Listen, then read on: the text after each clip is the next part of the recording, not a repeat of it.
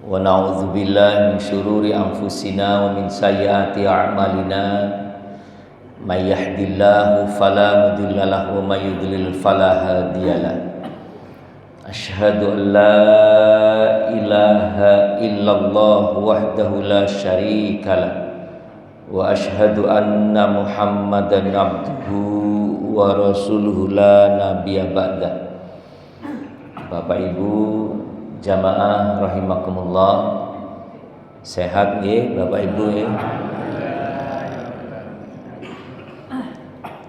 Bapak Ibu tahu ndak yang dibisikkan Mas Holik barusan?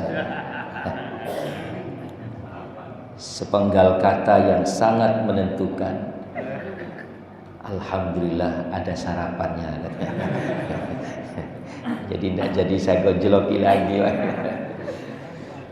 Jadi saya mohon maaf. Jadi memang saya Pak yang mengajukan ke beliaunya. Bisa ndak kajiannya dipaskan 27 Rajab. Jadi karena memang temanya Isra Mi'raj pas bersamaan dengan tanggal 27 Rajab, ternyata beliau berkenan. Alhamdulillah, karena besok ini Pak saya mau belajar. Saya besok ini mau belajar masjid di Ponorogo. Saya berangkat jam 11 malam, ikut kajian subuh, sekalian saya belajar. Di Ponorogo itu ada masjid juara nasional, namanya Baitul Mukhlisin. Masjid Baitul Mukhlisin itu punya BUMN, Badan Usaha Milik Masjid. Ya, banyak Pak. Punya usaha isi ulang, punya perkebunan melon, banyak. Jadi masjid itu sudah tidak lagi bergantung kepada infak donasi dari jamaah. Jadi mereka sudah bisa memproduksi uang. Ya tentunya memang pasti sumber awalnya mesti dari infak donasi itu. Jadi insya Allah besok Sabtu malam itu saya berangkat ke sana. Tinggal satu Pak yang perlu kita kunjungi. Di Pontianak itu ada masjid namanya Kapal Munzalan. Masjid Kapal Munzalan itu ada di tengah-tengah perumahan non muslim. Masjidnya hanya berukuran 7x11, tapi infaknya 1 bulan itu bisa mencapai 10 miliar. Jadi sekarang di Surabaya, di Sidoarjo juga ada Pak, agen penyaluran berasnya Masjid Kapal Munzalan. Sudah se-Indonesia Pak. Jadi ada satelit-satelit untuk membagikan beras dari Masjid Kapal Munzalan. Itulah hebatnya digitalisasi Pak. Jadi sudah bukan waktunya kita bagikan brosur ya yang berupa kertas itu keliling dari rumah ke rumah, bukan. Atta Halilintar yang tinggalnya di Jakarta itu donatur tetapnya Masjid Kapal Munzalan. Proposalnya diajukan online, laporannya juga disampaikan online. Jadi itulah peran dari digitalisasi. Istilahnya itu sekarang digital fundraising. Ya. Jadi kita perlu belajar, dan insya Allah saya besok ketemunya waktu di Banjarmasin Pak dengan Ponorogo ini. Karena saya juga mendampingi masjid ikut lomba nasional, ketemu di Ponorogo dan saya tertarik sekali. Ya, mudah-mudahan nanti ilmunya bisa saya sampaikan di Masjid Al-Ikhlas. Ya. Baik hadirin sekalian, sekarang ini kita berada di tanggal 27 Rajab. Kita kupas pelan-pelan Bapak Ibu. 27 Rajab. Rajab itu salah satu bulan yang sangat dimuliakan. Di surah At-Taubah, surah berapa At-Taubah Bapak Ibu? Alhamdulillah. Surah yang ke-9 ayat 36 Allah berfirman, sesungguhnya bilangan bulan di sisi Allah adalah 12 yang Allah tetapkan ketika Allah menciptakan langit dan bumi, bukan pada saat menurunkan Adam. Jauh sebelum Allah menciptakan Adam, jauh sebelum Allah menurunkan Adam, Allah sudah tetapkan bahwa putaran bulan 1 tahun itu ada 12 kali. Lalu bulan itu kembali pada posisinya. Untuk kembali pada posisinya itu 12 bulan. Yang dikatakan satu putaran itu begini Bapak Ibu, nun sewu. Bulan itu kan pertama tipis, keluar tipis di bawah. Setelah itu semakin besar, semakin besar, semakin besar, terus akhirnya bunderser lagi. Kalau bunderser berarti tanggal berapa? Tanggal 15. Setelah itu hilang, yang bawahnya hilang. Setelah itu tinggal tipis di atas. Setelah itu hilang semuanya, kembali lagi muncul di bawah. Itu 1 bulan. Dan itu Allah tetapkan ketika Allah menciptakan langit dan bumi. Perputaran itu sebanyak 12 kali, terus kembali pada posisinya. Itu jauh sebelum Adam diciptakan. Hadirin sekalian, di Al-Quran yang Allah tetapkan ketika Allah menciptakan langit dan bumi, terus Allah lanjutkan di antaranya arba'atun hurum. Ada 4 bulan yang mulia. 4 bulan yang mulia itu di Al-Quran tidak disebutkan, Pak. Di hadis pun Rasulullah hanya memberikan isyarat. Isyaratnya itu yang 3 bulan berurutan, yang 1 bulan berada di antara Jumadil Akhir dan Sya'ban. Yang 3 bulan berurutan itu adalah bulan Dzulqa'dah, bulan yang ke-11, Dzulhijjah, bulan yang ke-12, dan Al-Muharram atau Muharram, bulan yang pertama. Berarti 11, 12, 1. Ini berurutan. Adapun yang berada di antara Jumadil Akhir dan Sya'ban itu adalah bulan Rajab. Semua kebaikan di bulan yang 4 ini itu dilipat gandakan oleh Allah.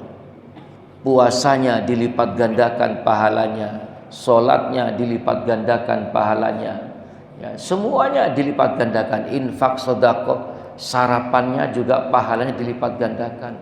Walaupun tetap 1 piring, Pak. Ya, jangan terus wah ini saya dilipat gandakan jadi 2 piring, bukan, Pak.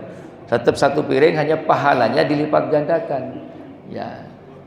Termasuk mohon maaf, kesalahan yang kita lakukan di bulan Rajab itu pun juga dosanya dilipat gandakan. Ya, ini hadirin sekalian. Terus mohon maaf, ada istilah Hari Besar Islam. Apakah Hari Besar Islam? Kalau itu istilah dari pemerintah, monggo silahkan, Pak. Ada namanya Hari Nasional, Hari Besar Islam, silahkan. Tetapi kalau merujuk kepada apa yang disampaikan oleh baginda Rasulullah, yang dikatakan Hari Besar Islam itu punya karakter, Pak, punya ciri. Salah satu cirinya itu adalah bahwa di Hari Besar Islam itu umat Islam dianjurkan untuk bergembira, menggunakan pakaian yang bagus, wewangian. Dan satu ciri yang tidak bisa dibantahkan bahwa di Hari Besar Islam umat Islam diharamkan berpuasa. Diharamkan berpuasa. Nah, Hari Besar Islam yang dirujuk oleh Rasulullah itu adalah hari raya Idul Fitri, Idul Adha, dan Tasyrik. Di 3 hari ini kita diharamkan berpuasa. Kenapa? Kita dianjurkan untuk bergembira. Sebagian besar ulama mengatakan di hari Jumat itu adalah Hari Besar Islam. Makanya jenengan kalau puasa hari Jumat saja, ya, tanpa alasan ibadah yang lain itu tidak boleh, Pak. Hari Kamis tidak puasa, Jumatnya puasa, Sabtunya puasa, itu tidak boleh. Kecuali terikat dengan ibadah yang lain. Rasul pernah menjumpai sahabatnya sedang berpuasa di hari Jumat. Rasul bertanya, kemarin puasa enggak? Enggak ya Rasul. Besok ada rencana puasa enggak? Enggak ya Rasul. Batalkan saja puasa. Tapi kalau terikat dengan ibadah yang lain, boleh, Pak. Contoh misalnya puasa Daud. Rabu puasa, Kamis enggak, Jumat puasa, Sabtu enggak. Boleh enggak ini? Boleh. Ini bukan puasa hari Jumat. Ini puasa Daud yang kebetulan jatuhnya di hari Jumat. Puasa 10 Muharram, puasa Asyura. Ya, Rabu enggak puasa, Kamis enggak puasa, Jumatnya puasa karena Jumat bertepatan dengan tanggal 10 Muharram. Sabtu Ahad tidak puasa. Boleh enggak? Boleh, Pak. Jangan usah ragu-ragu, Pak. Boleh. Kenapa? Kita bukan berniat puasa hari Jumat. Kita berniat puasa 10 Muharram. Puasa 9 Dzulhijjah, puasa Arafah. Jatuh pada tanggal hari Jumat. Ya, mungkin yang tidak mengambil sebelumnya, monggo silakan. Kemisnya tidak puasa, Jumatnya persis tanggal 9 Arafah. 9 Dzulhijjah puasa. Boleh enggak, Pak? Ya, karena niatnya bukan puasa Jumat, niatnya itu puasa terkait dengan ibadah yang lain. Itu diperbolehkan. Pertanyaan saya, seandainya hari ini 27 Rajab itu jatuh pada hari Kamis, boleh enggak saya puasa? Boleh, Pak. Kalau boleh, mohon maaf. Ya, menurut syariatnya Rasulullah bukan hari besar Islam. Monggo silakan, kita beda pendapat. Ya, apapun istilahnya, tidak ada masalah. Ya, yang pasti, Pak, ya mohon maaf, yang pasti saya sebagai PNS lumayan, Pak, libur 1 hari, Pak. Itu yang pasti, Pak. Ini istilahnya apa, Pak? Bahasa Maduranya itu long weekend. Ya, lumayan agak panjang, Pak. Kalau 3 hari ini, Pak, kalau hanya antar kota terlalu pendek, Pak Alik. Ini paling tidak Jawa Tengah, Pak. Bisa ke Jogja ini bapak-bapak ini. Berangkat jam berapa, Pak? Itu hadirin sekalian. Jadi apapun istilahnya jangan dipermasalahkan. Saya hanya mendudukkan hukumnya. Betul, Pak nggih? Ya. Yang kedua, hadirin sekalian, pada tanggal 27 Rajab itu memang kita dihadapkan pada sebuah hari yang bersejarah, ya, yaitu Isra Mi'raj. Isra Mi'raj itu diceritakan di Al-Quran di surah Al-Isra, surah yang ke-17 ayat yang pertama. Mohon izin saya bacakan. Subhanalladzi asra bi'abdihi lailam minal masjidil haram ilal masjidil aqsa alladzi barakna haulahu linuriyahu min ayatina innahu huwas samiul basir. Ini maknanya dalam, luar biasa. Kita terjemahkan pelan-pelan. Maha suci Allah yang telah memperjalankan hambanya di malam hari minal masjidil haram ilal masjidil aqsa alladzi barakna haulahu linuriyahu min ayatina innahu huwas samiul basir. Yang keduanya, sudah aku berkahi, ya, dan ini bukti kekuasaanku, sesungguhnya Allah itu maha mengetahui, maha melihat, lagi maha mendengar. Hadirin sekalian, ayat Al-Quran itu punya ciri-ciri, Pak. Saya ulangi, punya ciri-ciri. Kalau ada ayat dimulai dengan ucapan ya ayyuhalladzina amanu, maka lanjutannya itu mesti merupakan perintah atau larangan. Karena di hadapan Allah yang bisa mengerjakan perintah Allah dan bisa meninggalkan larangan Allah itu hanya orang yang beriman. Di Al-Quran kalau ada kata-kata Al-Quran, Alkitab, Injil, Taurat, Zabur, mesti di sekitar kata-kata itu, apakah sebelumnya ayat, apakah lanjutannya, apakah setelahnya, mesti ada kata-kata hudan. Karena apa? Al-Quran, Alkitab, Injil, Taurat, Zabur itu diturunkan oleh Allah sebagai petunjuk. Mesti ada kata-kata hudan. Termasuk ayat ini, Pak. Di Al-Quran kalau ada ayat dimulai dengan ucapan ya subhanalladzi, maka hati-hati. Di belakangnya itu, Pak, ada sebuah makna yang dalam yang kadang-kadang otak kita tuh tidak nutut, Pak. Makanya Allah awali ayatnya subhanalladzi, maha suci Allah. Maha suci Allah dari keterbatasan, maha suci Allah dari ketidakmampuan, maha suci Allah dari ketidakmungkinan. Itu maknanya, Pak. Seakan-akan Allah mengatakan ayat ini tidak hanya membutuhkan akal, tapi membutuhkan keyakinan. Karena boleh jadi cerita yang ada di ayat ini tidak bisa akal kita tidak nutut, Pak. Bukan tidak bisa diterjemahkan dengan akal, tapi akal kita tidak nutut. Paling tidak di zaman itu kita tidak nutut. Itu hadirin sekalian. Di tempat lain Allah sampaikan, Subhanalladzi khalaqal azwaja kullaha mimma tumbitul ardu wa min anfusihim wa mimma la ya'lamun. Di surah apa ini, Pak? Halo, surah apa ini? Di surah Yasin, ya. Surah yang ke-36 ayat 36, ya. Maha suci Allah yang telah menciptakan azwaja kullaha, semuanya berpasang-pasangan. Mimma tumbitul ardu, dari yang ditumbuhkan bumi. Wa min anfusihim, dan dari diri mereka sendiri. Wa mimma la ya'lamun, dan dari yang tidak mereka ketahui. Semuanya berpasang-pasangan. Jenengan tidak usah mencari informasi lagi, Pak. Di dasar bumi itu kalau ada apapun pasti berpasang-pasangan. Di langit itu mesti ada yang berpasang-pasangan. Semua dari diri kita sendiri semuanya berpasang-pasangan. Makanya Allah awali ayatnya Subhanalladzi. Kamu tidak mampu menjangkau isi langit, perut bumi tidak mampu, tapi aku pastikan semuanya itu berpasang-pasangan. Itu maknanya hadirin sekalian. Ya, di Al-Qur'an itu di awal-awal Allah sudah berikan pesan, Pak. Ya. Surah Al-Baqarah yang awal itu Alif Lam Mim Dzalikal kitabu la raiba fi hudal lil muttaqin. Nah, ini Pak kan muncul, Pak. Alif Lam Mim Dzalikal kitab. Kalau ada kata kitab, Al-Qur'an, Injil, Taurat, Zabur, di sekitarnya mesti ada kata-kata hudan. Dzalikal kitabu la raiba fi hudal lil muttaqin. Inilah kitab, inilah petunjuk. Bukankah di surah yang sebelumnya kita selalu mohon ihdinas siratal mustaqim, surah Al-Fatihah, kita selalu mohon ihdinas siratal mustaqim. Allah jawab dzalikal kitab la raiba fih, tidak ada keraguan di dalamnya. Jangankan disalahkan, diperdebatkan saja, berbantah-bantahan untuk membuktikan kebenarannya, karena kita ragu-ragu akan kebenarannya, itu pun dilarang oleh Al-Qur'an, oleh Allah.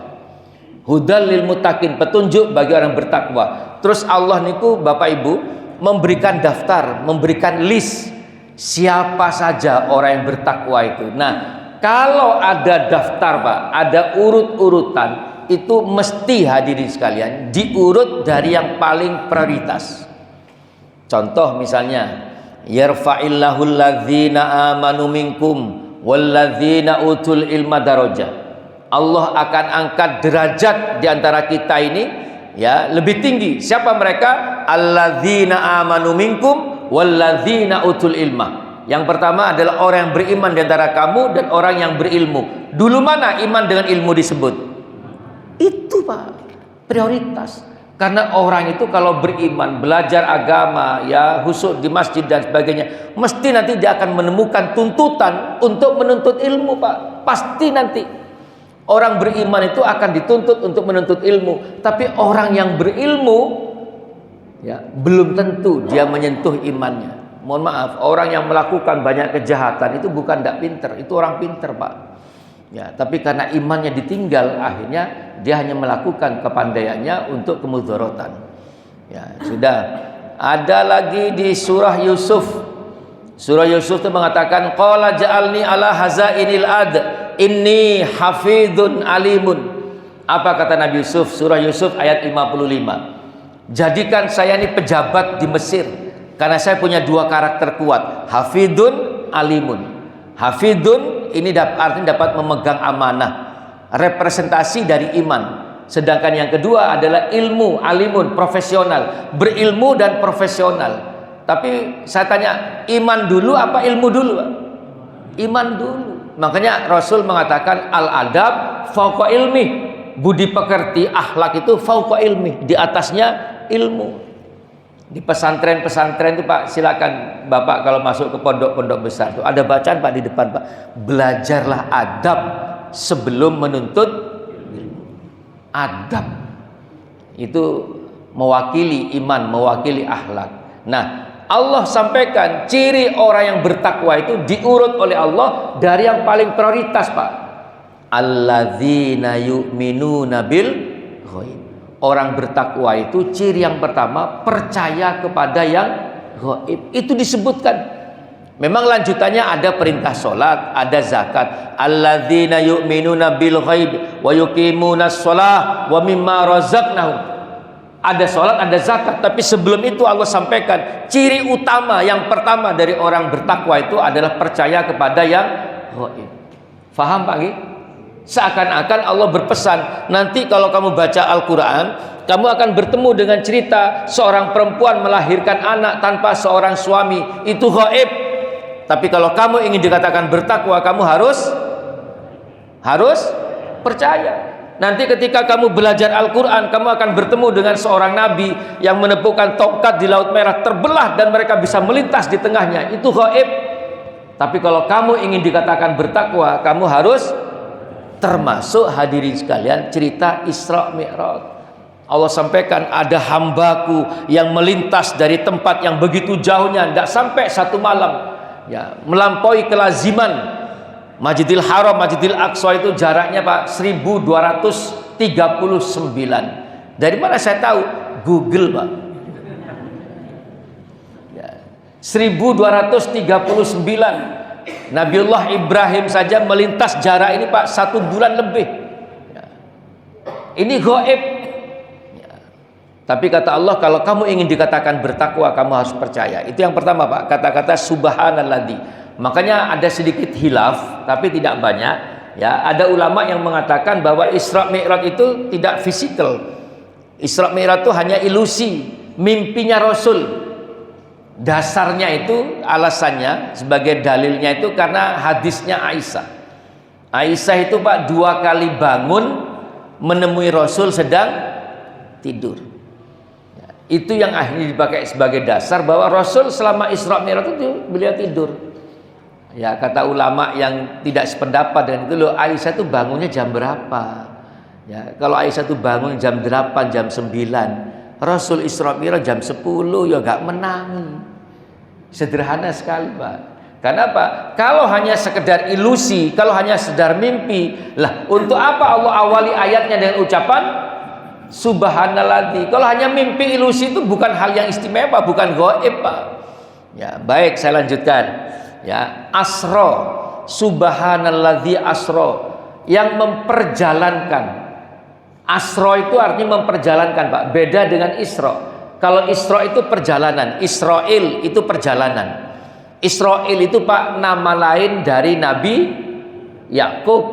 Yakub itu pernah berselisih, Allah alam, pernah berselisih dengan kakaknya yang bernama Is. Terus Nabi Yakub ini oleh ibunya wis ngalauna pergi ke Haran. Haran itu bagian dari Mesir. Sampai punya istri 4, punya anak 12, sampai punya cucu-cucu banyak Nabi Yakub. Di Al-Quran tuh Pak, kalau disebutkan Yakub ada cirinya Pak Holid. Ya, Ismail wa Ishak wa Yakub wa Asbat. Asbat itu artinya keluarga besar. Nabi Yakub itu Pak saking besarnya keluarganya, ya, sampai dia ini pernah mengalahkan sebuah kerajaan yang zalim hanya dengan satu keluarga Pak. Nabi Yakub itu ada anaknya itu Pak yang kuat sekali kakinya, ya, sampai dia tuh bisa mendobrak pintu kerajaan hanya dengan satu kakinya. Namanya Samaun, difilmkan jadi Samson. Itu yang lahir tahun 60-an pasti tahu Pak film Samson itu. Ya, Samson. Ya. Baik hadirin sekalian. Nah, setelah punya keluarga banyak, ya, Nabi Yakub ini ingin kembali ke Palestina Pak, karena dia lahir di Palestina. Ya, ke Haran sampai sekian tahun dia kembali ke Palestina. Perjalanan dari Haran ke Palestina itu dilakukan di malam hari Pak. Kalau malam dia berjalan terus, nanti kalau siang dia dirikan tenda dan bermukim sepanjang siang. Nanti menjelang malam dia lanjutkan perjalanan sampai ke Palestina Pak. Karena kejadian inilah maka Yakub itu dapat julukan Israel, keluarga yang melakukan perjalanan di malam hari. Ada lagi yang menerjemahkan Israel itu Pak dengan arti hamba yang disayang oleh Allah. Karena il di belakang itu Pak, itu artinya ilah. Itu menunjukkan hamba yang baik. Ilah itu artinya Tuhan Pak. Jadi seperti Israfil, Mikail, Jibril, termasuk Ismail. Ismail itu Pak potongan dua kata, Isma, Sami'un, sama, dan ilah. Pendengaran dan Tuhan. Artinya apa? Doanya Nabi Ibrahim yang puluhan tahun itu akhirnya didengar oleh Tuhannya, lahirlah Ismail. Baik hadirin sekalian. Nah, ini asro. Asro ini Pak artinya memperjalankan. Maha suci Allah yang memperjalankan. Berarti kekuatan ini ada pada Muhammad apa ada pada Allah? Berarti Muhammad Rasulullah ini sebagai objek apa sebagai subjek Pak? Sebagai objek. Terserah Allah mau diperjalankan kemanapun ya, dengan cara apapun itu ukurannya Allah, bukan Rasul Muhammad. Jadi ada seekor semut nempel di sepatunya Pak Prabowo Pak. Ya, Pak Prabowo berkunjung ke Nicolas Maduro sebelum diambil sama waduh ini luar biasa ini ya. Nicolas Maduro ini apa ada darah Maduranya Pak Olivia? Ya. Setelah sampai di sana apa? Semut yang nempel di sepatunya Pak Prabowo ini Bu, turun Bu. Ketemu sama semut-semut di Venezuela. Loh, kok bahasamu kok agak aneh? Loh iya, saya dari Cengkareng katanya. Loh mana Cengkareng itu? Kok bisa kamu sampai di sini? Saya nempel di sepatunya Pak Prabowo. Ya terserah Pak Prabowo mau bawa saya kemana. Jadi kira-kira seperti itu. Jadi sebagai objek, bukan sebagai subjek. Satu. Abdihi itu adalah hamba. Hamba itu sebagai ada wujudnya. Di malam hari dari Masjidil Haram ke Masjidil Aqsa. Perhatikan, ada keterangan di situ. Alladzi barakna haulahu. Yang keduanya aku berkahi. Makna dari diberkahi itu hadirin sekalian, saya ulangi, makna dari diberkahi itu dua tempat ini, Masjidil Haram di mana Pak? Di mana Masjidil Haram? Di Mekah. Masjidil Aqsa di Palestina. Makna diberkahi pertama, dari dua tempat ini Pak lahirlah para nabi. Di Palestina lahir Nabi Ismail, walaupun nanti besarnya di Mekah, dibawa oleh ibunya, betul Pak ya? Tapi lahirnya di mana? Di Palestina. Yang kedua Ishak lahir di Palestina. Terus juga Yakub lahir di Palestina. Yusuf enggak Pak? Yusuf itu nanti lahir waktu di Yakub ada di, karena Yusuf itu kan anaknya Yakub, lahir ketika di Haran. Walaupun nanti setelah itu dia dibawa ke Palestina. Nah, adapun di Mekah, satu-satunya nabi yang lahir di Mekah itu hanya dicatat baik-baik Pak. Ini kadang ada yang bantah ini, ya. Satu-satunya nabi yang lahir di Mekah itu hanya Muhammad Rasulullah Sallallahu Alaihi Wasallam. Itu doanya Nabi Ibrahim. Nabi Ibrahim itu ketika Nabi Ibrahim ini kan berkunjung ke Mekah itu kan 4 kali Pak. Waktu ngajak Ibunda Hajar sama Ismail itu apa termasuk berkunjung Pak? Belum, kalau ini masih diajak, betul Pak? Setelah sampai di Mekah ditinggal. Lah ini berikutnya ada 4 kali kunjungan Ibrahim ke Mekah. Ini namanya berkunjung Pak. Yang pertama ketika prosesi penyembelihan, Ismail berumur 13 tahun. Yang kedua ketika bertemu dengan istrinya Ismail, Ismail sedang berdagang ke Syam. Yang ketiga bertemu lagi dengan istri yang keduanya Ismail, Ismail sedang berdagang ke Syam. Yang keempat bertemu dengan Ismail. Nah, disinilah muncul Al-Quran ayat 100 surah Al-Baqarah ayat 127 100 sampai 129. Ketika bertemu dengan Ismail, setelah meluapkan rindunya, Ibrahim mengajak Ismail untuk melanjutkan membangun Ka'bah. Wa id yarfa' Ibrahimul qawaid minal baiti wa Ismail. Dan ingatlah ketika Ibrahim mengajak Ismail untuk apa Pak? Melanjutkan mendirikan Ka'bah. Melanjutkan, bukan bangun fondasi. Ya, berarti yang membangun pertama kali Ka'bah itu bukan Ibrahim, walaupun kita tahu itu adalah Nabi Adam alaihissalam. Ya, setelah itu di ayat yang ke-128 Ibrahim berdoa kepada Allah, wa arina manasikana wa tub alaina innaka antat tawwabur rahim. Ya Allah, ajarkanlah aku manasik haji. Jadi haji itu diperkenalkan pertama kali oleh Allah di zaman Ibrahim. Makanya Pak Nun Sewu, sebelum Muhammad diutus menjadi nabi, Mekah itu Pak sudah ramai dikunjungi orang di bulan yang sama, yaitu bulan Dzulhijjah. Apa yang mereka lakukan? Berhaji Pak, dari penjuru dunia, walaupun bukan seperti Indonesia dan sebagainya. Mungkin sekitar Mekah itu mereka datang ke Mekah, di Baitullah, di Ka'bah itu. Itu hadirin sekalian. Terus ayat yang ke-129 Ibrahim berdoa kepada Allah, Rabbana wab'ats fihim rasulam minhum. Ya Allah, berikanlah kepada mereka. Ibrahim berdoa di Mekah, berarti memohon untuk orang Mekah. Ya Allah, berikanlah kepada orang Mekah itu rasulam minhum, seorang rasul dari mereka. Berarti dari kota Mekah lahirlah Muhammad Rasulullah Sallallahu Alaihi Wasallam. Ini hadirin sekalian. Nah, ini yang pertama, alladzi barakna haulahu, diberkahi. Yang kedua hadirin sekalian, keberkahan dari dua tempat ini, sholat di Masjidil Haram dilipat gandakan. Berapa kali Pak? 100.000 kali. Ya, dibandingkan dengan sholat dimanapun Pak. Bukan hanya Al-Ikhlas, termasuk Istiqlal, termasuk Masjid Agung. Ya, dilipat gandakan 100.000 kali. Sholat di Palestina juga dilipat gandakan. Ini salah satu bentuk keberkahan. Dan yang lebih hebat lagi hadirin sekalian, Bapak Ibu perhatikan ini jadi kunci rasionalitas kita.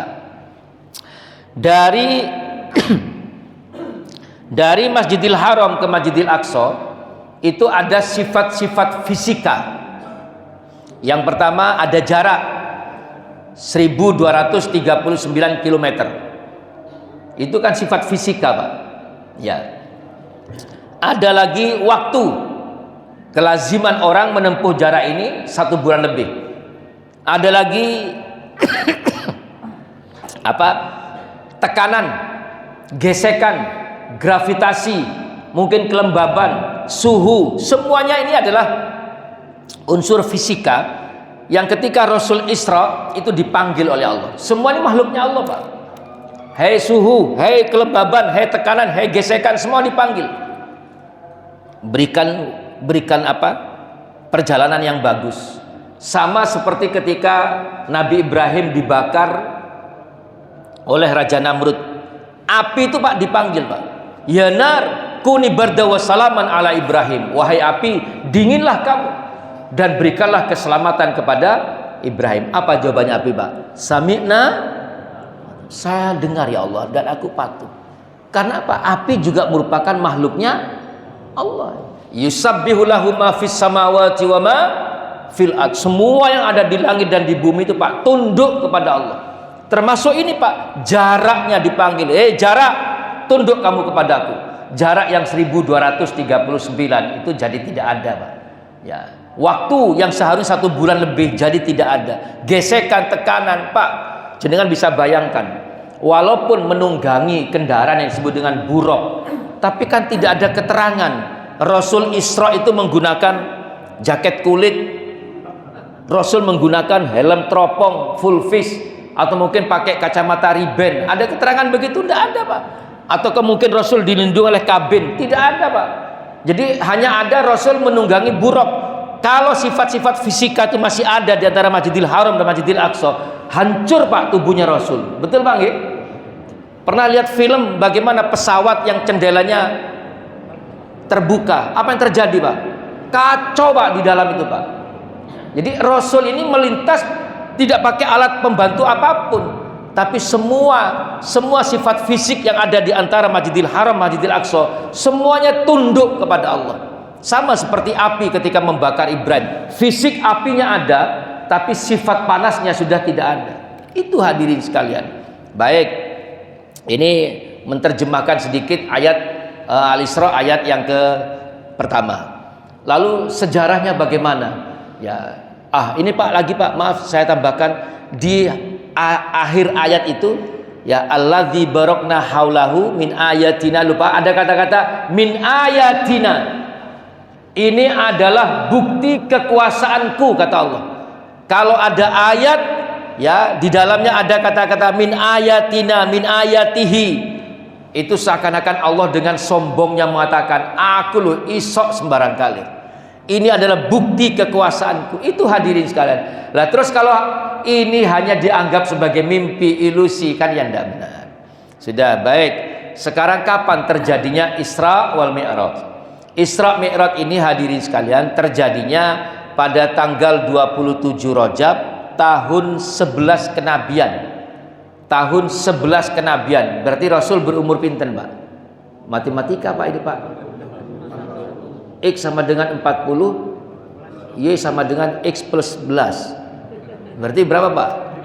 51. Ya, 51. Nah, 1 tahun sebelumnya hadirin sekalian, ketika Rasul masih berumur 50 atau 10 tahun kenabian, Rasul itu Pak mengalami duka cita yang cukup berat. Ya, ditinggal oleh 2 keluarga yang sangat sayang dan sangat membantu dakwah Islamnya. Yang pertama pamannya yang bernama Abu Thalib meninggal di bulan Rajab, bulan seperti sekarang kita ini. Dan yang kedua istrinya Khadijah binti Khuwailid meninggal di bulan Ramadan, hanya selisih 2 bulan. Ada apa dengan orang ini hadirin sekalian? Yang namanya Abu Thalib ini adalah sesepuh atau tetua dari Bani Hashim. Siapa Bani Hashim itu? Muhammad bin Abdullah bin Abdul Muthalib bin Hashim. Hashim ini Pak, jadi leluhurnya beliau itu punya komunitas, punya kabilah. Bu, ini katanya dihuni oleh 40 orang dewasa.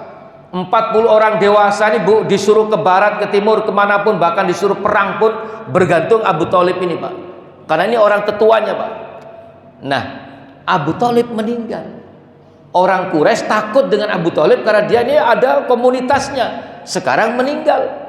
Siapa Khadijah? Khadijah bukan hanya orang kaya Pak, orang kaya yang loman, suka bantu orang miskin, orang segan semua dengan Khadijah. Sekarang pun juga meninggal. Yang ditakuti sudah nggak ada, yang disegani juga nggak ada. Akhirnya Pak, orang itu Pak berani sekali dengan Rasulullah, sampai Rasul itu Pak diusir dari kota Mekah pada tahun 10 kenabian. Akhirnya Rasul itu mencoba berdakwah ke Taif. Taif itu Pak 60 mil dari kota Mekah. Jenengan Pak kalau haji atau umroh, terus di kamar hotel itu ada pisang, Pak nggih, ada anggur, bukan kurma Pak, anggur, apel, buah pir kecil-kecil itu Pak. Itu hampir pasti dari Taif Pak. Kalau beli dari Batu mungkin kejauhan Pak. Ya, itu hampir dari Taif. Di Taif itu Pak ada 3 ikon yang luar biasa. Ada perpustakaan, ada masjid, ada makam dengan satu nama Pak. Namanya Ibnu Abbas. Makam Ibnu Abbas, ada masjid Ibnu Abbas, ada perpustakaan Ibnu Abbas. Siapa Ibnu Abbas ini? Nanti kapan-kapan ya, panjang nanti Pak, nanti sampai zuhur nanti ini ya. Sudah hadirin sekalian, di Taif 10 hari Rasulullah tidak mendapatkan pengikut satupun. Rasulullah ke Taif jaraknya 60 mil. 60 mil itu Pak kurang lebihnya 90 kilometer. Tidak ada keterangan Rasul itu naik unta maupun kuda. Berarti hampir dipastikan Rasul itu jalan kaki Pak. Bayangkan 90 kilo. Ya kalau lewat jalan lurus seperti yang kita lihat sekarang Pak. Jenengan kalau geser dari Madinah ke Mekah atau sebaliknya naik bis Pak ya, jenengan bisa melihat bagaimana terjalnya, bagaimana tebing-tebing itu. Itu sudah dipapras, dibikin tol Pak. Lah dulu itu terus seperti apa Pak? 90 kilo berjalan kaki Rasulullah, ditemani oleh anak angkatnya. Hanya 1 orang yang menemani Rasul, yaitu Zaid bin Haritha, ditemani oleh anak angkatnya. Itu hadirin sekalian, jangan meremehkan nama ini Pak. Saya berkali-kali menyampaikan, Abu Bakar, Umar, Utsman, Ali itu sedekat itu kepada Rasulullah, tidak disebut di Al-Quran namanya, sekalipun tidak disebut. Tapi Zaid bin Harisah namanya jelas disebut, menjadi satu-satunya sahabat yang namanya jelas disebut Zaid. Ya, di surah Al-Ahzab, surah yang ke-33, mudah-mudahan ada di antara penduduk Taif, baik laki-laki maupun perempuan, yang masuk Islam. Ini ketika Rasul berumur 50 tahun, Pak. Doanya dikabulkan ketika Rasul berumur 60 tahun, Pak. Berarti berapa tahun, Pak? 10 tahun. 3 tahun sebelum Rasul wafat, maka masuklah orang Taif ke dalam Islam, namanya Abu Hurairah. Itu Pak, akhirnya berkembang sampai sekarang 100% penduduk Taif itu sebelum Rasul meninggal, bahkan itu ya hampir sebelum Rasul meninggal penduduk Taif itu sudah 100% adalah penduduk Islam. Sudah. Nah, pulang dari Taif ya dengan hati yang sedih, sudah ditinggal paman, ditinggal istri yang tersayang. Rasul itu sudah menikah, Pak. Isra Mi'raj jangan salah paham, Rasul itu sudah menikah ya dengan Saudah binti Zam'ah yang kira-kira berumur 55 tahun, lebih tua lagi, Pak. Jadi istrinya Rasul itu, Pak, dari 13 itu yang lebih tua dari Rasul itu hanya 2. Ya, Khadijah binti Khuwailid berselisih 15 tahun, dan yang kedua Saudah binti Zam'ah, istri yang kedua, berselisih kurang lebihnya 5 tahun. Dan dengan Aisyah binti Abu Bakar, waduh, kecil sekali, Pak. Tapi hatinya Rasul mungkin masih teringat, karena bagaimanapun Khadijah itu luar biasa. Nah, ada yang mengatakan Rasul itu dihibur oleh Allah ya di tahun 11 kenabian. Karena setelah pulang dari Taif, Rasul tidak berani, Pak, dakwah terbuka itu tidak berani. Rasul itu dari rumah ke rumah, face to face, dari orang ke orang. Itu dakwah yang dilakukan Rasul ketika pulang dari Taif. Sampai tahun 11 kenabian, Rasul diisrakan oleh Allah. Ya, Rasul dibangunkan malam hari oleh malaikat Jibril. Naik apa, Pak, Rasulullah? Naik bus. Jangan, Pak, itu masih punya talangan utang banyak, Pak. Naik apa, Pak? Buruk. Jenengan semerep buruk. Jangan ngarang lo ya. Buruk itu, Pak, di Al-Quran hanya disebut sekali saja. Di surah Al-Baqarah ayat yang ke-20. Yakadul barku yahtafu absarahum. Hampir saja kilat itu menyambar penglihatan mereka. Kilat, Pak. Kata dasarnya barkun, artinya kilat. Tapi karena dapat ditunggangi, maka oleh orang Arab itu dianalogkan dengan makhluk, maka jadilah buruk itu, Pak. Ya, kecepatannya itu secepat mata memandang. Jenengan sekarang memandang misalnya ke Gresik, sampailah di Gresik. Dari Gresik memandang mungkin ke mana, ke Lamongan, jadilah Lamongan. Itulah kecepatan buruk. Saya waktu masih SD, Pak, saya masih ingat. Saya kalau SD itu, Pak, berangkat dari rumah itu masuk kampung-kampung itu jalan kaki, itu ada pigora, Pak, di rumahnya orang. Saya masih ingat, Pak, posisinya itu. Jadi ada pigora kira-kira 1 meter, ada bacaan buruk, Pak. Ada bacaan buruk. Itu gambarnya kuda berkepala perempuan, Pak. Ya, berkepala perempuan. Nah, ini salah, tapi sempat nempel di otak kita, Pak. Itu ya kira-kira buruk ya. Karena ini orang orientalis, Pak. Orang-orang tidak suka dengan Islam, tapi kita tidak faham bahwa mereka punya misi ke sana. Ya, seakan-akan Rasul itu apapun urusannya baik wong wedok. Apapun Rasul itu kemanapun dengan perempuan. Tidak seperti itu. Hadis tentang Isra Mi'raj itu, Pak, lengkap, Pak. Lengkap, kira-kira 1,5 halaman. Hadisnya itu panjang, diceritakan detail tentang Isra Mi'raj. Buruk itu, hadirin sekalian, bentuknya fix seperti kuda. Ekornya kuda, kakinya kuda, perutnya sampai kepala kuda, berwarna putih. Ada yang mengatakan bercahaya, bersayap.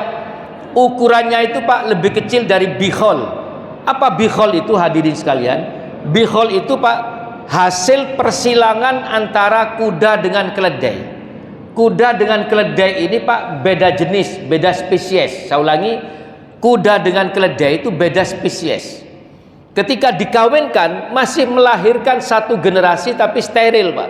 Steril itu artinya mandul. Hasil perkawinan ini dikawinkan lagi dengan jenisnya kuda, tidak bisa. Dikawinkan lagi dengan jenisnya keledai juga tidak bisa. Hanya sampai generasi ini, hanya satu kelahiran. Itu disebut dengan bihol. Bihol ini di buku-buku dikatakan dengan begal gitu, Pak. Ya, bihol ini, hadirin sekalian, ukurannya lebih kecil dari kuda. Saya ulangi, kuda, bihol, keledai. Lalu muncul buruk. Buraq ini ukurannya lebih kecil dari bikhol. Jadi kalau 4 binatang ini Pak, diurut dari yang paling besar ukurannya. Yang pertama adalah kuda, nomor 2 bikhol, nomor 3 buraq, lah nomor 4 keledai. Faham Pak ya? Paham. Ini hadirin sekalian, itu fix Pak. Ya, Rasul menunggangi buraq. Itu melintas antara Masjidil Haram ke Masjidil Aqsa. Hanya sampai di sini Pak. Tidak ada keterangan Rasul naik ke langit ke-7 bersama dengan buraq, enggak. Bahkan di hadisnya dikatakan setelah sampai di Masjidil Aqsa, Rasul itu menambatkan tali buraqnya. Menambatkan tali buraqnya, di mana para nabi kalau berkunjung ke Palestina, kalau berkunjung ke Masjidil Aqsa, maka nabi-nabi yang lain juga menambatkan tali kudanya, menambatkan tali untanya di tempat yang sama Pak. Lah Muhammad Rasulullah ini kan melanjutkan risalah para nabi yang sebelumnya Pak. Betul nggih? Termasuk cara dia mengikatkan tali kendaraannya itu di tempat yang sama Pak. Siapa yang bimbing? Jibril Pak. Jadi buraq itu Pak fix diikat, tidak ikut kemana-mana Pak. Ada yang mengatakan Rasul sholat 2 rakaat diikuti oleh para malaikat, Allahu a'lam. Ya, ada yang mengatakan Rasul itu antara Masjidil Haram dan Masjidil Aqsa, Rasul itu singgah di Nazaret, tempat lahirnya Isa alaihissalam, Allahu a'lam. Saya tidak ikut menyampaikan itu terlalu banyak. Ada yang mengatakan bahwa Rasul itu ditunjukkan makamnya Masito yang begitu harumnya. Ada yang ditunjukkan oleh seorang laki-laki yang sedang duduk, lalu di tangan kanannya ada daging yang segar, fresh from the oven. Sedangkan yang ini daging busuk, tapi dia lahap makan daging busuk. Kubah itu dibangun oleh di zamannya Sayyidina Umar. Jadi Sayyidina Umar itu waktu berkunjung ke Palestina itu melihat batu Sohra itu terbuka. Loh, ini gimana? Ini kan batu bersejarah, kenapa kok dibiarkan terbuka? Akhirnya dibangunkan masjid. Yang dikatakan Masjid Sohra itu Pak bukan kok masjid besar ya, hanya kubah-kubah kecil itu yang berwarna kuning itu Pak. Itu namanya Masjid Sohra atau kubah Sohra. Itu ikon, bukan itu Masjidil Aqsa. Masjidil Aqsa itu semuanya Pak, satu komplek itu. Faham Pak? Ada lagi ikon yang lain namanya Masjid Qibli. Masjid Qibli itu Pak dulu tempatnya kiblat kita. Rasulullah dengan sahabat itu pernah sholat menghadap ke Masjidil Aqsa. Sebelum akhirnya turun surah Al-Baqarah ayat 144, fawalli wajhaka satral Masjidil Haram. Rubahlah arah kiblatmu ke Masjidil Haram. Sejak itu Rasul menghadap ke Masjidil Haram. Tapi bayangkan Pak, 17 bulan Rasul Pak, hamba yang terbaik, berdoa kepada Allah agar kiblatnya dirubah ke Masjidil Haram, baru dikabulkan oleh Allah 17 bulan 3 hari. Itu Pak, lah kita ini doa baru 1 bulan gak dikabulkan, kita ini sudah suudzon sama Allah. Ya, ini Rasul hamba disayang oleh Allah, dijamin surga, dosanya diampuni. Berdoa itu baru dikabulkan 17 bulan.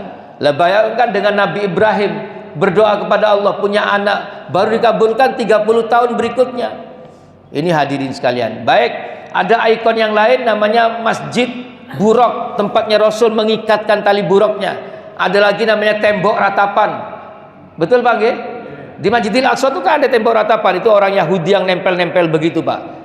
Itu jadi itu satu komplek dengan ikon yang banyak. Baik hadirin sekalian, nah setelah di Masjidil Aqsa, hadisnya mengatakan bersama Jibril. Soalnya Pak, bersama Jibril naik ke langit. Jibril Pak yang membawa Rasul. Lah, seperti apa malaikat Jibril? Silakan dibuka surah An-Najm. Surah An-Najm, surah yang ke-53 ayat 1 sampai 14, mobil khusus surah ayat yang ke-6, 7. Itu dikatakan di surah itu, ya, di ayat itu Jibril itu Pak duduk di ufuk. Ini Bapak kalau kepingin tahu posturnya malaikat Jibril Bu ya, duduk di ufuk. Ufuk ini kenapa Pak? Cakrawala, sejauh mata memandang. Jadi kalau jenengan ke pantai Pak, ke pantai antara laut dengan langit, ya, persambungan itu cakrawala. Rasul melihat Jibril itu duduk menembus langit. Terus Jibril itu terbang sampai di depannya Rasul, hanya berjarak 2 busur panah. Berarti apa Pak? Jibril punya ini terbang ini pakai layar apa pakai citylink ini Pak? Lagi, berarti Jibril punya sayap, walaupun tidak diterangkan tapi kita harus paham terbangnya pakai apa. Belum ada batik waktu itu Pak. Ya, berarti pakai sayap. Ada yang mengatakan 36 sayapnya, 18 pasang. Allahu a'lam. Hadirin sekalian, itu posturnya malaikat Jibril. Jadi Bu, katanya ulama Bu, kalau kita ingin tahu posturnya malaikat, kakinya menapakkan di langit, di lantai bumi nih Pak ya. Saya ulangi, kakinya menapakkan di lantai bumi. Kita lihat ke atas sampai tembus langit itu masih kakinya malaikat. Itu yang mengangkat Rasulullah sampai ke langit yang ketujuh. Langit ada berapa lapis? Jangan ratusan loh ya. Berapa lapis Bu? 7 lapis. Perhatikan baik-baik. Di lapis-lapis langit ini Pak, Jibril itu menyampaikan salam. Ditanya oleh penjaga, berarti langit itu ada pintunya Pak. Ada pintunya Pak. Tapi Bapak jangan terus diteropong sebelah mana ya. Ada pintunya, diketok pintu langit oleh malaikat Jibril. Bersama kamu, bersama siapa kamu? Bersama dengan Muhammad. Siapa Muhammad itu?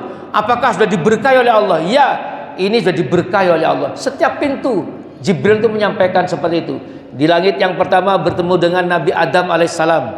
Di langit yang kedua bertemu dengan dua nabi yang berkerabat dekat, ya, Yahya bin Zakaria dan Isa bin Maryam. Jenengan semerapa hubungannya ini? Perhatikan baik-baik. Isa anaknya Maryam, Maryam anaknya Imron. Bukan nabi Pak, itu ulama di zamannya diabadikan dalam surah Ali Imron. Saya ulangi nggih. Isa anaknya Maryam, Maryam anaknya Imron. Imron punya istri namanya Hana. Hana punya saudara bernama Zakaria. Zakaria punya anak bernama Yahya.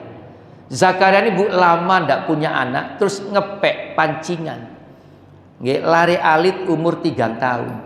Hati-hati, nek arek cilik umur 3 tahun iku pancingan, tapi nek gadis umur selikur iku saingan. Jadi Zakaria ini karena lama ndak punya anak, ngepek bayi, ya, anak kecil yang namanya Maryam itu Pak, untuk pancingan. Jadi mulai dulu sudah ada Pak seperti itu Pak. Ya, secara medis itu sangat benar Pak. Karena apa? Dengan adanya hiburan Pak, semua hormonnya akhirnya, betul Pak ya, semua hormon tuh akhirnya tumbuh dengan bagus. Ya, nanti kalau saya bicara macam-macam nanti saya dikira dokter andrologi ya. Baik hadirin sekalian, setelah itu Zakaria punya anak bernama Yahya. Berarti Yahya dengan Isa ini kenapa Pak? Bukan sepupu Pak. Saya ulangi nggih. Isa anaknya Maryam, Maryam anaknya Imran, Imran punya istri bernama Hana, Hana punya saudara bernama Zakaria, Zakaria punya anak bernama Yahya. Miring Pak ini Pak. Napa Pak? Berarti Yahya ini kenapa nih Isa? Paman Pak. Betul nggih? Itu ibu-ibu kenang dinti podo ae Pak. Bu, yang paling banyak disebut di Al-Qur'an itu Nabi Musa, Bu. Bukan Ibrahim, juga bukan Rasul Muhammad, tapi Nabi Musa. Nah, di langit yang ketiga bertemu dengan Nabi Yusuf alaihissalam. Di langit yang keempat bertemu dengan Idris alaihissalam. Nah, Idris Pak, saya tambahkan sedikit ceritanya. Idris ini berteman dengan Malaikatul Maut. Bapak kalau buka di Google, siapakah manusia yang dinyatakan masih hidup sampai sekarang? Salah satunya adalah Idris. Ya, saking baiknya akhlaknya sendiri dengan cara apapun Allah a'lam menemui penciptanya. Ini ada hilaf di antara ulama. Ada yang mengatakan langsung berhadapan, ada yang mengatakan dengan tabir, ada yang mengatakan hanya suaranya. Allahu a'lam. Tapi yang pasti hadirin sekalian, hanya makhluk yang bernama Muhammad Rasulullah mewakili jenis manusia yang mendapatkan kesempatan bertemu dengan Allah. Jin tidak ada, malaikat pun juga tidak ada. Hanya makhluk manusia yang diwakili oleh Muhammad itu pernah bertemu dengan Allah. Makanya ketika Rasul ini Pak, di akhir hidupnya Rasul itu ditanya oleh sahabat-sahabat, "Ya Rasulullah, kenangan apa yang terindah dalam hidupmu ya Rasul?" Rasul itu menjawab, liqa rabbi, ketika aku bertemu dengan Allah. Makanya di surah Kahfi itu Pak, di ayat-ayat yang terakhir Allah berfirman, faman kana yarju liqa rabbih falyamal amalan sholihah wala yusyrik bi ibadati rabbih ahada. Barang siapa yang kelak ingin liqa dengan Allah, ini sebuah nikmat yang paling besar ketika kita mendapatkan surganya Allah. Kita akan ditemani oleh bidadari. Kita akan diperdengarkan suara Nabi Daud yang ketika mereka bersuara maka angin itu pun berhenti. Tapi tidak ada apa-apanya dibandingkan dengan liqa dengan Allah. Faman kana yarju liqa'a rabbi, barang siapa yang ingin bertemu dengan Allah, falyamal amalan sholihah wala yusyrik bi ibadati rabbih ahada. Perbanyaklah amal soleh, rajinlah ke masjid, banyaklah menyumbang, apapun infak sedekah akan kita temui di akhirat kelak. Dan jangan pernah sekali-sekali mempersekutukan Allah dengan apapun. Hati-hati Pak, dosa yang paling besar ketika kita membuat tandingan untuk Allah Subhanahu wa taala. Itu yang namanya syirik kepada Allah. Setelah itu hadirin sekalian, kita tahu apa Pak yang diberikan Allah kepada Muhammad Rasulullah, perintah apa Pak? Salat berapa waktu Pak? 50 waktu. Turun ke langit yang ke-6 bertemu dengan Musa, oleh apa? Salat berapa waktu? 50 waktu. Jaluk dispensasi. Ini kan akhir tahun, ada diskon besar-besaran ya. Turun lagi tinggal 45. Waduh, gak sanggup umatmu naik lagi. Hati-hati Pak, cerita ini cerita Israiliyat. Nabinya Israel itu adalah Nabi Musa alaihissalam. Kita tidak usah memperdalam cerita ini Pak. Orang-orang Israel itu mengatakan begini, umat Islam, kamu itu punya hutang budi sama aku. Karena nabiku Musa, maka kamu lepas dari kewajiban sholat 50 waktu. Seandainya tidak ada nabiku yang bernama Musa, kamu sholat 50 waktu sehari semalam. Bapak bisa bayangkan Pak, 50 waktu. Sekarang kita 5 waktu Bu, 50 waktu. Ibu-ibu tidak akan sempat lihat drakor Bu. Muadzin tidak akan pulang dari masjid Pak. Habis adzan nanti sholat sunnah sebentar, sholat lagi terus ya kan. Ini hanya 5 waktu.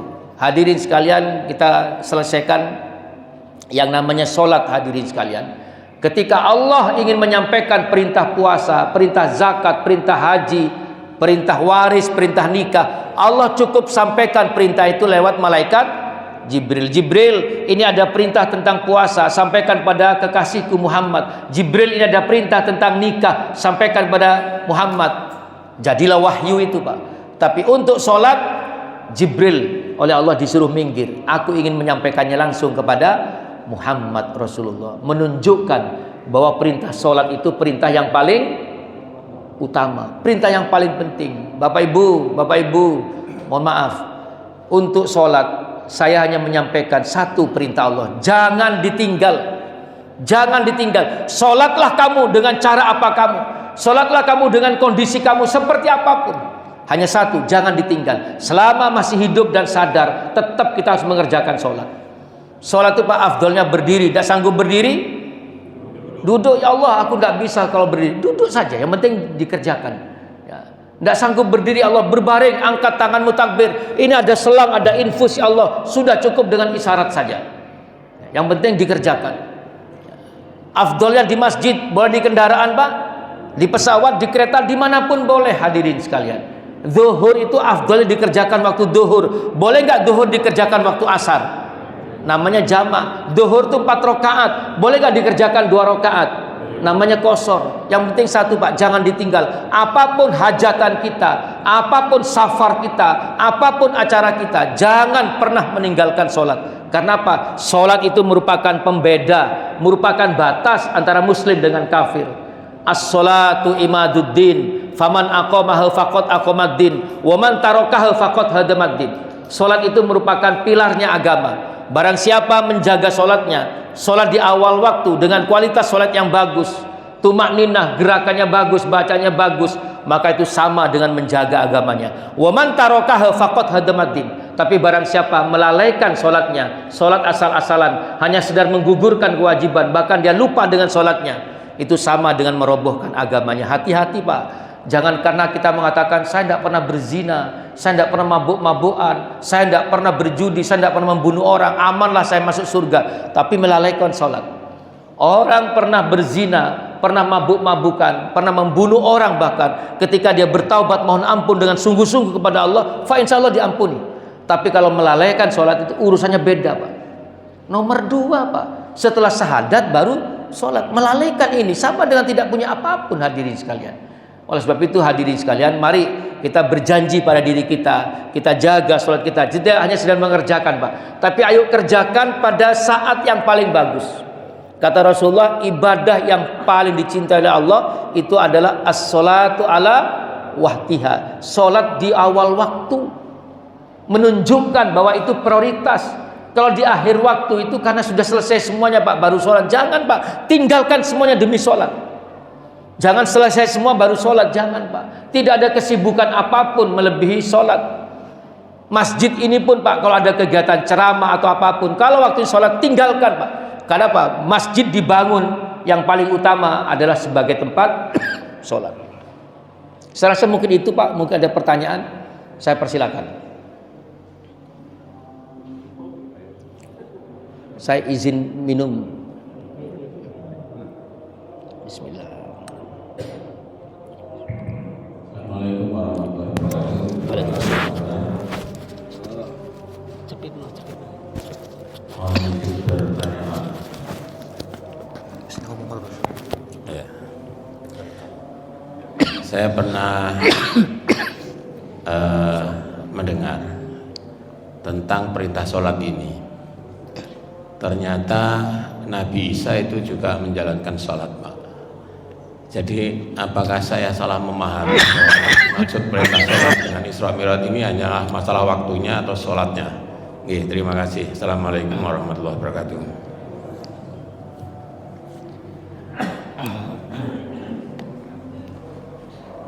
Salah satu doanya Nabi Ibrahim, Rabbana liyuqimus sholat.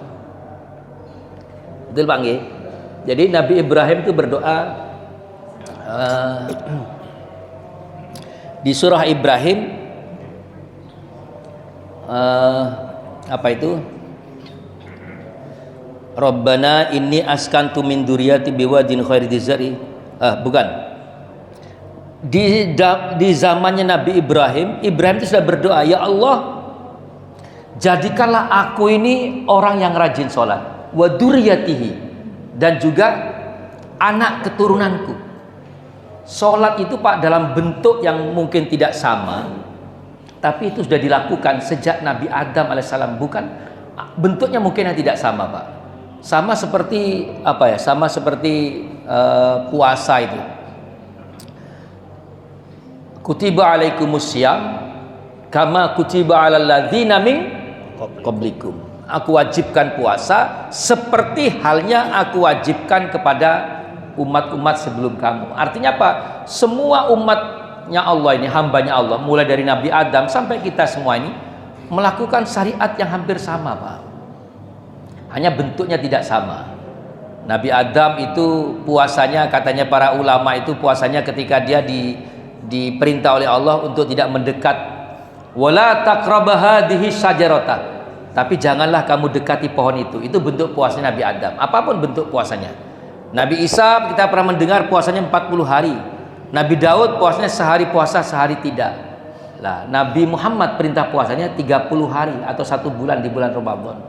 Itu Pak. Adapun nabi-nabi yang lain perintah sholatnya pasti sudah ada Pak. Mulai dari Nabi Ibrahim, Nabi sebelumnya sudah ada perintah sholat. Hanya bentuknya yang saya tidak paham. Ya. Bahkan yang di Masjidil Aqsa itu Rasul sholat itu kita pun juga tidak ada keterangan bentuk sholatnya seperti apa. Kira-kira begitu Pak. Semuanya Pak sudah melakukan perintah sholat itu. Kira-kira begitu Pak Anggi. Ada yang lain Bapak Ibu? Saya persilakan. Ya Ibu, ada Ibu di belakang Pak.